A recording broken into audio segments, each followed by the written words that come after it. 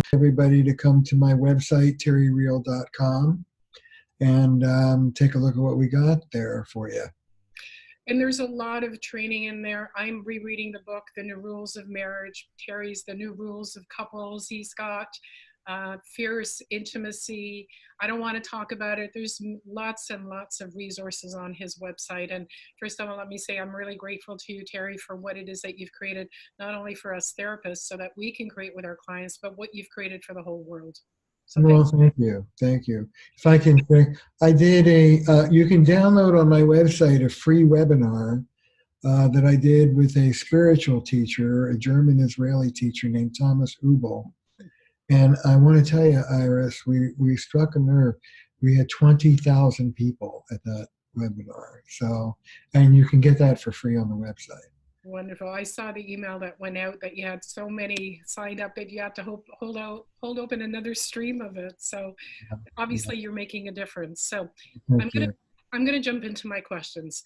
In this time now with coronavirus, COVID, where we have both ends of the spectrum, we have the singles that are at home isolated, maybe feeling lonely, and at the other extreme, the couples and the families that are pulling their hair out maybe from living in the same space.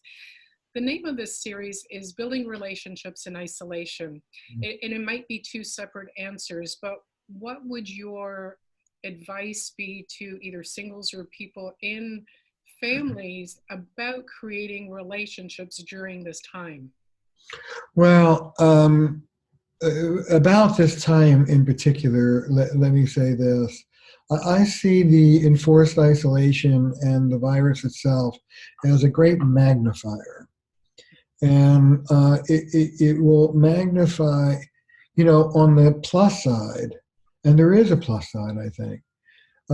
Enforced isolation has really brought us to a higher consciousness that connection, the opposite of isolation, human connection in all of its forms, relationality, has never been more precious. And I see people, of course, everybody should and is using technology, but people are hosting soirees. Somebody had an online wake to a funeral. People not only would have dinner together, but make dinner together. And so in terms of using technology, I want to say, we're used to, when we call a friend, reporting on our life. And I think that what I would like us to do is participate in one another's lives. Bring it in one concentric circle closer. So instead of inviting somebody to eat dinner along with you, which is great, invite them to cook with you and then have dinner with you. Really keep people abreast of what's going on day to day in your life. That's particularly useful for our singles. There's a sort of critical mass that happens when you're no longer catching up every 2 or 3 or 4 weeks, and it's a report on what's going on, and it's more like, hey, what happened yesterday when you ... And I want people to invest more in that on both ends, both the singles and people who are going out of their minds with their families. Yeah, and it's interesting because you talk about it at this time, a lot of the singles are definitely feeling isolated and lonely, and you're talking about the opportunity in this to actually create connection. Well, absolutely. And I think, most of us are doing that. I mean, I don't know about you, but I've had more video chats and more friends calling in, and calling in to a neighbor who's elderly to make sure she's okay. And I mean, things that I'm doing more reaching out and being reached out to than I have all year. It's just amazing that way. So I think that enforced isolation is just giving us a sense that connection is really precious, and let's be more proactive about making that happen. Yeah, one of my friends, I was talking to her, and I actually interviewed her as well. She went to Florida for a few months, and she's feeling fairly isolated there, nothing to do with Corona, but she was there alone. And she happened to talk to 2 of her friends that were married, and she just talked about her loneliness. And they said, well, why don't you come over for dinner? it's in that conversation that she got to create the opportunity and the opening to actually connect. That often singles feel like, oh, the married people, they have each other, they're okay without me, and I'm left alone. You're actually inviting us all, married, single, wherever you're at, to step up, to step out and step up your conversation. That's right. Take a deeper dive.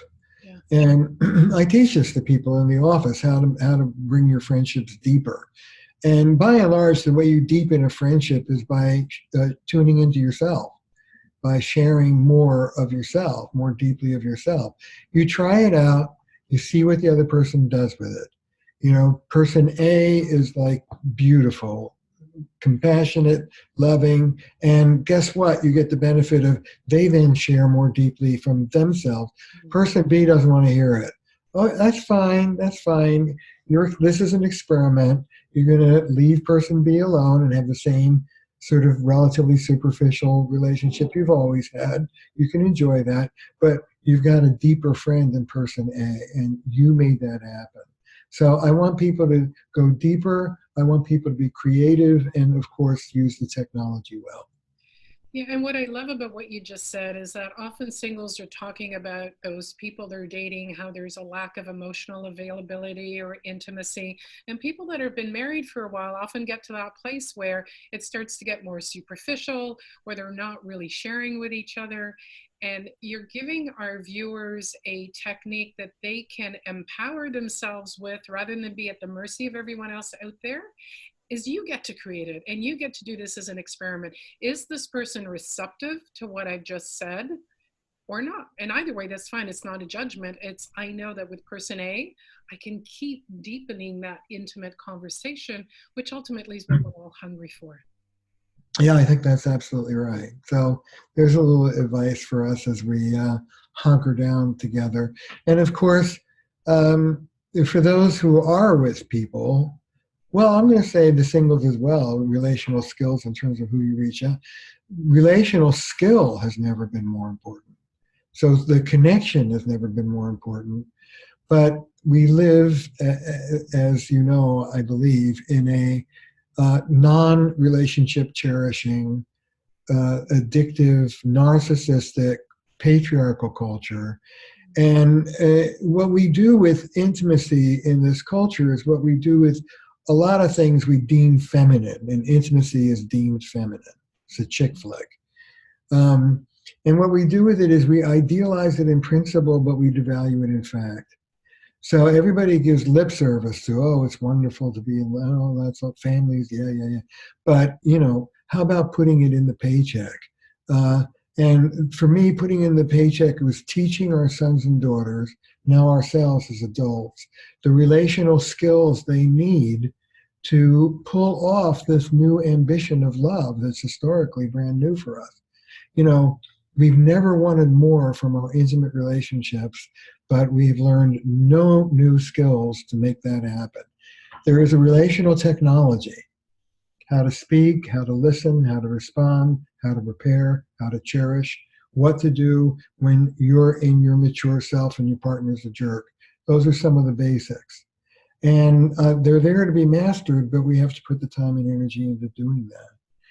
If I may, I would like to say that if you're interested in learning my version of those skills, the best place is to go to my website and get Fierce Intimacy. It's a 6-lecture series about how to do the very things I just named. Yeah, so can we maybe just touch on it in terms of intimacy with ourselves, right? That's a skill that we also need to learn. Could you touch on it and maybe give a strategy or just talk about what does that actually mean? A lot of people talk about having intimacy with another, but what's intimacy with oneself? Well, intimacy with ourselves is self-esteem, a very misunderstood term. It's really about how you hold yourself. Are you loving? Are you compassionate? Do you have a harsh inner critic? Many of us do. Do you give yourself a hard time? Is there a lot of negative self-talk? And I have a saying, Iris, we tend to hold ourselves the way we were held. So if you were the pasha on the pillow and every whim was indulged, you'll be pretty self-indulgent. If you were treated harshly, you'll have a harsh inner critic. We internalize, there's a part of us that adapted. I call it the adaptive child part of us. And it's like a battery. It stores up all of the stuff that was thrown at you as a kid, and then it often discharges it. So if you were loved, you have a loving relationship. If it was harsh, you have a harsh relationship. If you were neglected, you learn to do it yourself. And all of these imprints stop us from being able to simply have a loving relationship with ourselves. Let me tell you what that is. Healthy self-esteem is being able to hold yourself in warm regard in the face of your imperfections or screw-ups. And I have an aphorism. I learned it from one of my mentors, P. M. Melody. I am enough and I matter. Right? Those are the two parts. I'm abundant and I'm connected. I have enough and I matter despite my human imperfections is the generic, and you can customize it. I'm enough and I matter despite the fact that I just yelled at my kids. I'm enough and I matter despite the fact that So you can learn to feel bad about your bad behavior if you have any. That's appropriate, proportionately bad. If you don't feel bad about your bad behavior, you're shameless, you're grandiose. That's not healthy self-esteem. But you don't take yourself apart as a person. That's shame. And that's an ad hominem, that's a personal attack. And you want to avoid either of those. Hold yourself in warm regard at the same time that you feel legitimately bad about what you may have done to screw up. That's an art, and I have to teach people that. Can I give your listeners a concrete technique? Yes. Okay. Look, let me say about this and all the other techniques I might cover today. They're like muscles. This is like going to the gym and building muscles. You can hear about it and think about it, and fine, you're well read, but you still got the gut. In order to do this, you have to do it. So the first time you do what I'm telling you to do, it won't go very well.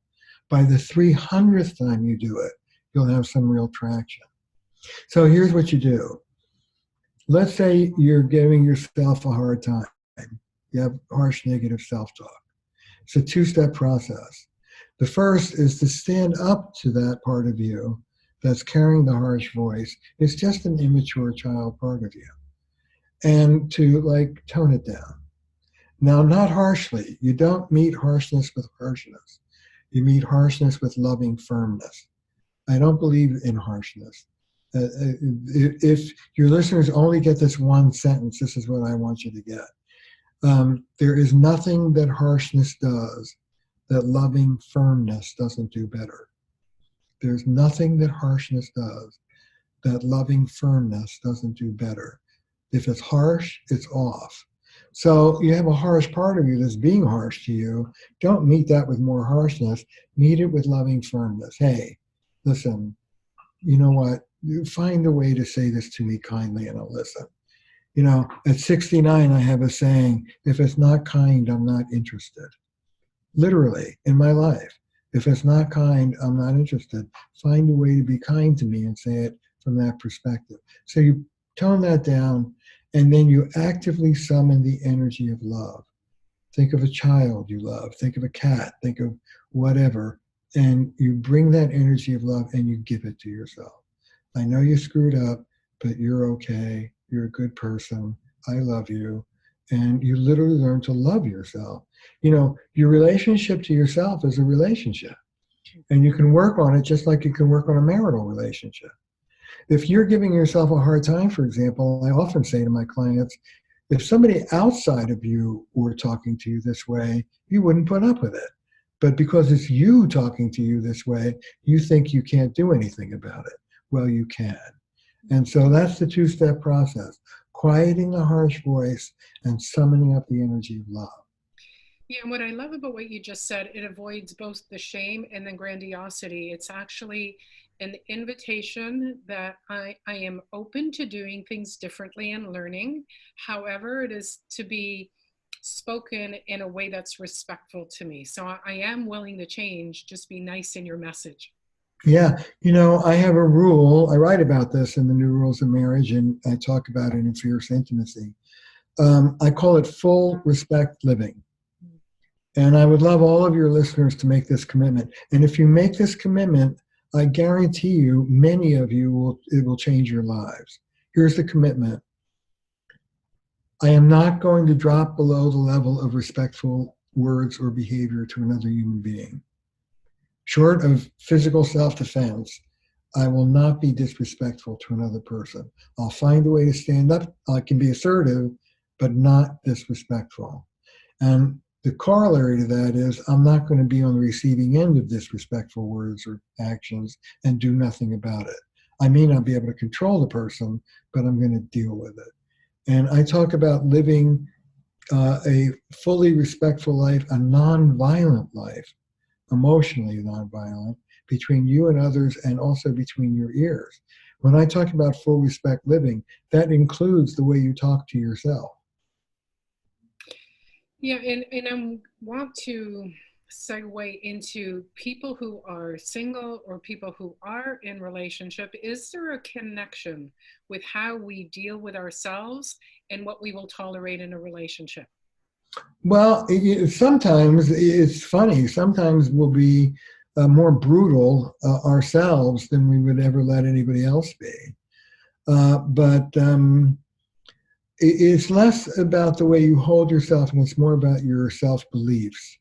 I believe I'm helpless, so I need a man. Let's say that's sort of the classic heterosexual deal. Or I believe that I'm really attractive and I have to like ward off all my suitors. What you believe about yourself will kick out what you believe about the people you're interacting with. So be aware of it. All right, so can we touch on what you just said? You talked about the patriarchy. For people who aren't familiar with your work, could you speak to that? Sure. Patriarchy, there are two ways of thinking about patriarchy.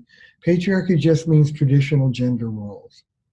And traditionally, I'm talking about disempowered silence for women, over accommodation and resentfulness is the traditional female role. Let me say that again. If you look at the literature on girls' development, about the age of 12, 13, they quote unquote lose their voices and start to learn to over accommodate. Now that's changing with 50 years of feminism. The younger the woman, the less prone she'll do that. But that is the traditional role.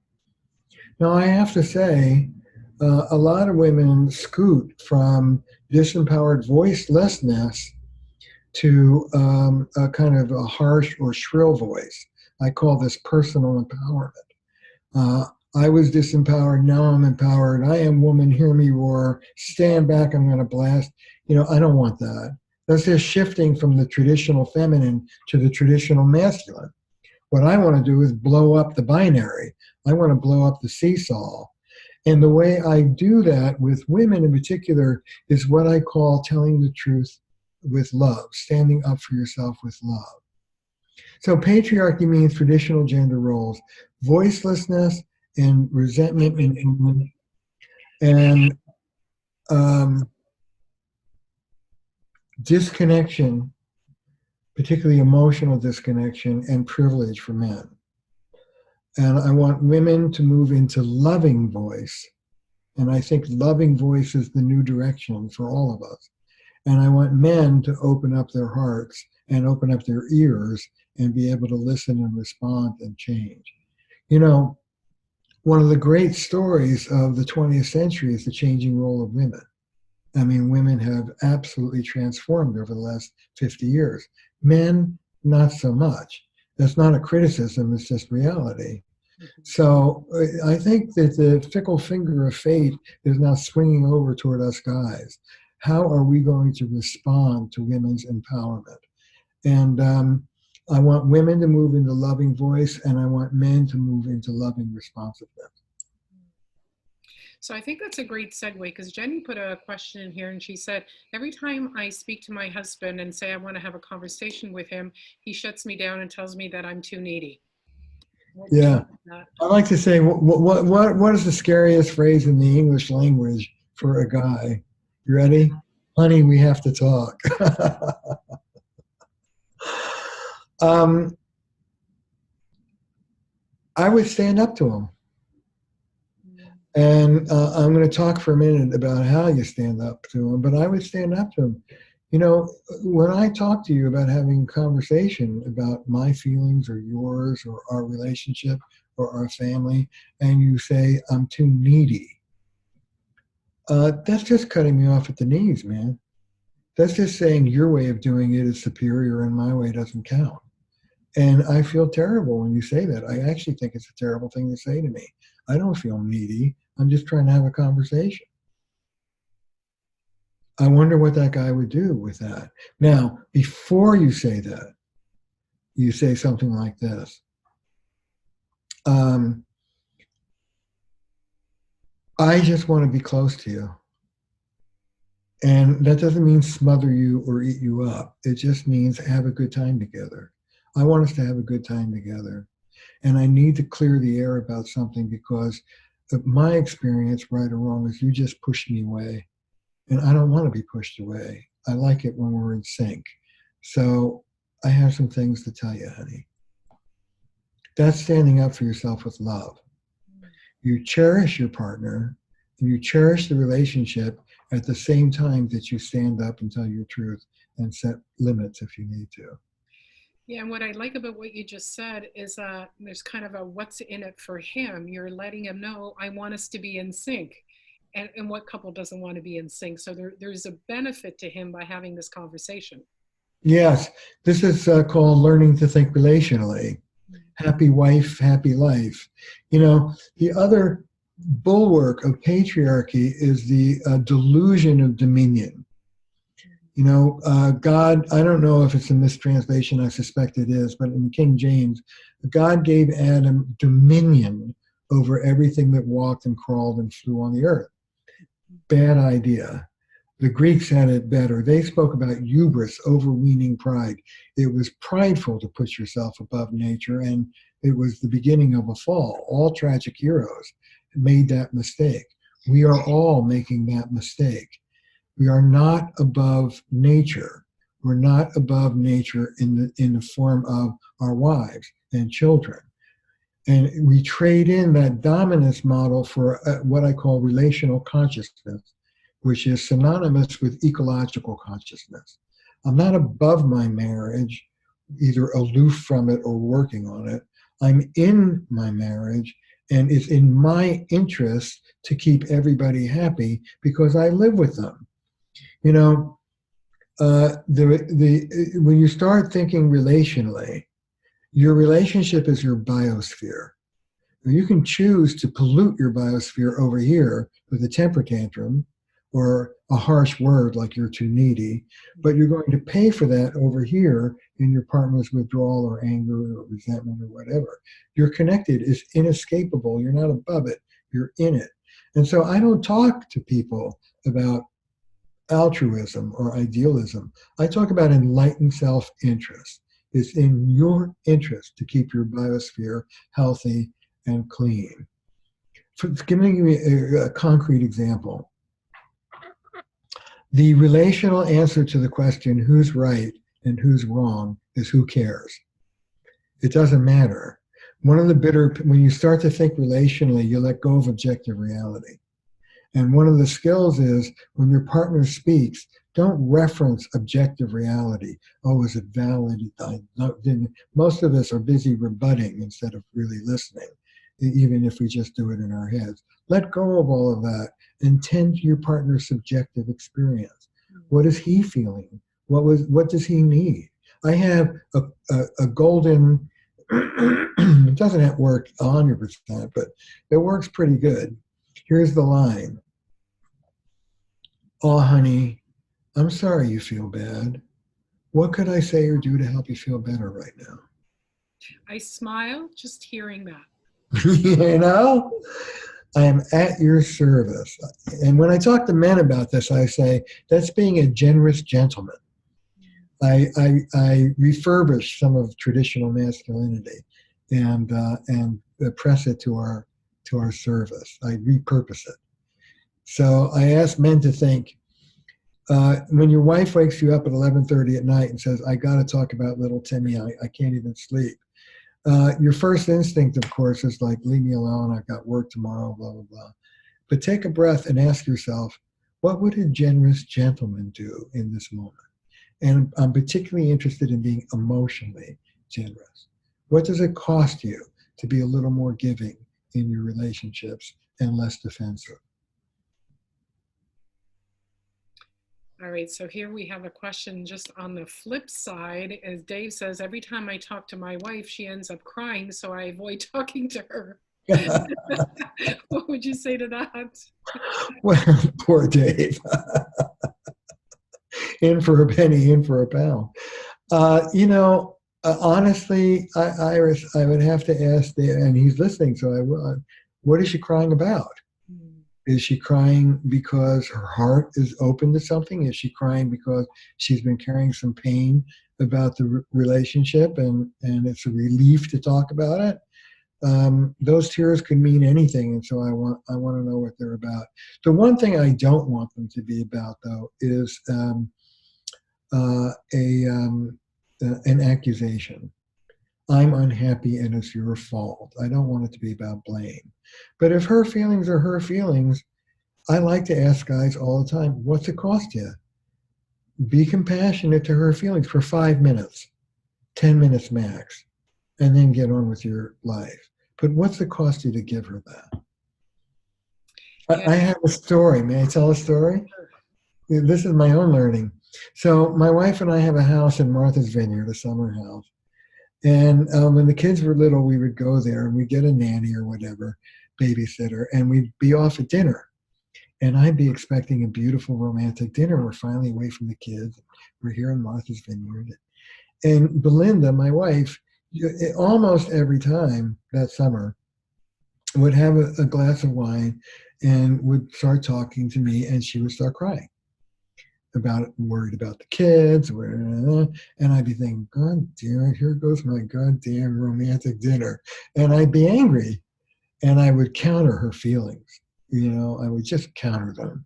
I'd change the subject, or I'd tell her that, she shouldn't be so sad about it, or I wouldn't be there with her at all.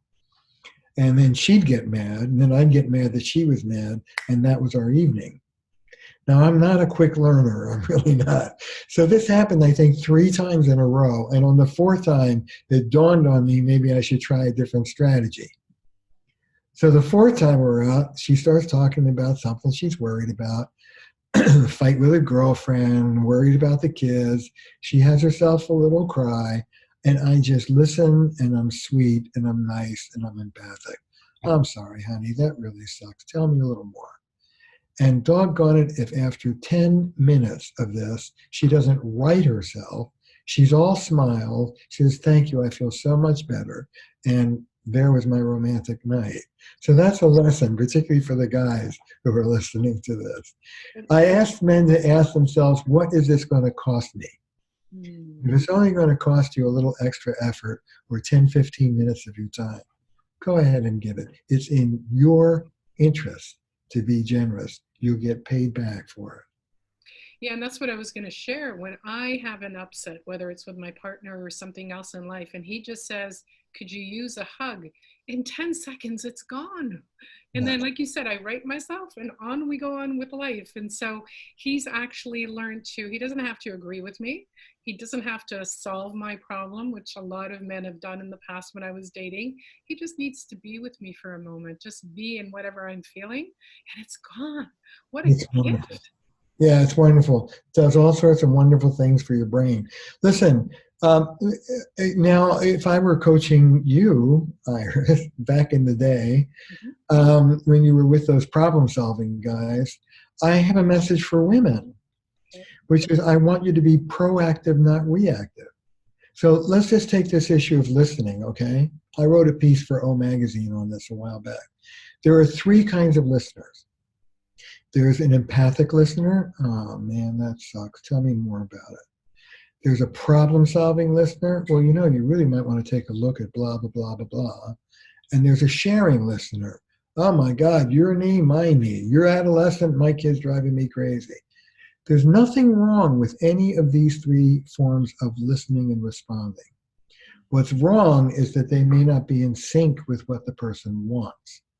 And so I mean, John Gray made millions of dollars on this. Not that I'm jealous or anything, but women tend to want empathic listening, and men tend to go into problem-solving listening.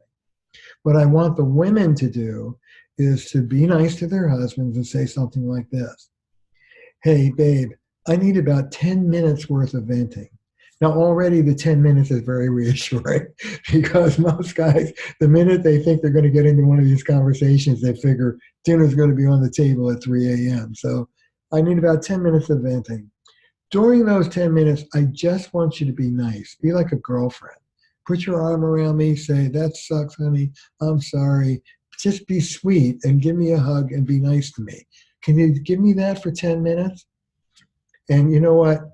99 out of 100 guys will take a breath and do it. No problem solving, please. I would have you say to those guys, don't try and fix it. Just be in the feelings with me.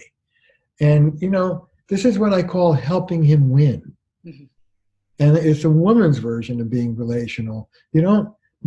Our relationship to relationships tends to be passive. You get what you get, and then you bitch about it. You react to it. I want more assertion up front and less resentment on the back end, particularly for women. So if you're going out with a guy who's a big problem solver, help him out. Say, "I don't want you to do that for the next 10 minutes. I would like you to do this instead. Would you be willing to do it?" Beautiful. And I have learned to do that. We've actually learned to just not problem solve unless we're looking at where I don't have an upset. When I'm in upset, he just knows all I need is a hug, and then it's done. And what we've done together is we've built up evidence for him is that with the hug, it doesn't end up being, a 2-day thing. It disappears quickly. And yeah. I could do more of that. Yeah, that's right. And that's what I call making it worth their while. There are 3 stages, particularly for anybody, but this is particularly true for women. There are 3 stages in getting what you want. The first I call daring to rock the boat. This is being assertive. This is grabbing your partner by the collar and saying, "Look, buddy, this is important. I want you to pay attention." Once you've got his attention, once he's trying, I'm saying he, but it could be either. Once he's trying, then you help him win by giving him instructions, just like I was talking. "Hey, you know what would really float my boat would be if you could only, for this moment, do that." Instead of complaining about what they're doing wrong, help them by telling them what right would look like. That's the second stage. And then the third stage I call making it worth their while. Don't be discouraging, be encouraging. So I asked women to celebrate the glass 14% full. It was only 7% last week. This is what we do with children, right? If your kid comes home with a D and you have a serious talk and he comes home a week later with a C, you don't say, "Where's the B or the A?" You say, "This is really good, let's keep it going." But we don't treat adults that way. So be encouraging, not discouraging, once you get what you want. Yeah, and you made an interesting point, because you may have grown up in a family that if you got an A-, they would always point out where you missed the mark, and you may be doing that in a relationship as well. Yeah, a lot of people, it cuts both ways. A lot of people feel like if you put your foot off their necks, they're going to get comfortable and stop trying. But I don't think that's really true. If that's true, then take the feedback and adjust. But I think that once you go through that assertive phase and they're trying, it's time to lay down the sword and the shield. Don't talk about your resentments over the last 10 years. Congratulate them for their willingness to come through for you and help them come through for you. Why do you want them to come through? Because coming through means giving you what you want. It's your own self-interest, but it's a relational way of going about it. Beautiful. We've got another question here, which may be a big question. If I'm single and out there dating, how can I tell if a man has what it takes to make me happy? My students tease, they want me to open up a dating service. Guys who have been through our program and they're like relationally vetted. These are like, okay, relational guys. I'll tell you, because what's going on across the board in heterosexual relationships is that across the board, women now empowered after 50 years of feminism and having money and having some power, women have raised the bar. And the great difficulty is that by and large, women are asking for more levels of emotional intimacy from men than we traditionally raise boys and men to deliver. I got Harry in my office, and his wife's complaining that he's shut down. I said, "Oh, Harry, listen, you're a statistic, man. There are hundreds of thousands of Harrys being dragged into offices just like mine with complaints just like hers. We can't blame all of your mothers. There's something social going on." So here's the deal. You didn't learn about how to have relationships. What you learn about how to be a man, whether you wanted it or not, it was imposed on you. What you learned about being independent, being strong, being stoic, not sharing your feelings, never being vulnerable, by today's standards, that will ensure you'll be seen as a lousy husband. What you learned as a boy about how to be a man will ensure that by today's standards, you'll be seen as a lousy husband. So look, I want you to come out of patriarchy. I want you to come out of those traditional roles. I want you to open your heart, and I want you to learn how to be relational. I can teach you. You're a good guy. You want to please her. I can teach you how to do that, but you have to learn some new tricks. And you put it straightforward to guys like that, and most of them will come along. So do you have a couple things that, this single woman is looking for that they should look for when they're dating? Do you have any suggestions? Yeah, I do have some suggestions. Ask them about their previous relationships and judge in your own mind how they talk about it. If the relationship ended badly, do they take responsibility for their part in it? Or are they big, angry victims? Do they blame? If somebody says, "I've had 3 failed relationships and they were all crazy, all the partners I was with were nuts," that's probably not somebody you want to go on. So you're gauging their level of relationality and their level of maturity. But I do have something to say. What I say to women is, don't expect to find the perfect guy. Find a good guy with all the rough materials who's educable. Most men don't know that much about how to have relationships, but there are people to go to like me. There are courses to listen to. There are weekend workshops when this virus goes away. Help him out by teaching him how to be more relational, but don't you do the lion's share of it. You bring it into the couple so the two of you can share it together. A lot of women make the mistake of trying to be their partner's coaches. Well, if you only did it this way instead of that way, it would go a lot better for you. Men are allergic to that. So bring in other experts and don't you be the expert. What you're expert in is you. So you're expert in iris operating directions, but you're not expert. Don't cross the line into telling the guy don't try and shape him up. Just tell him what would work better for you and bring in some more material. Yeah, and I use that with my partner. What I would really love is, and then I fill in the blank, and he's happy to give it to me because it doesn't come across as a complaint, and there's something in it for him. In the end, we're that much closer. That's exactly right. And I can already tell that there are going to be a million people listening to this who are going, and what's your partner's name and number exactly? Does he have any friends? Somebody asked me if he had a brother. All right, as we're coming to a close, I want to say make sure for our viewers to check out terryreal.com. He's got so many resources that are really going to change the way that you look at and succeed in relationship. Terry, I want to say thank you for your time today, for all the strategies that you've shared, and for the difference you make in the world. Even for me as a therapist, what you've taught me as a marriage counselor, thank you, and the difference you make in the world. Oh, God bless. Thank you, Iris. Thanks for having me.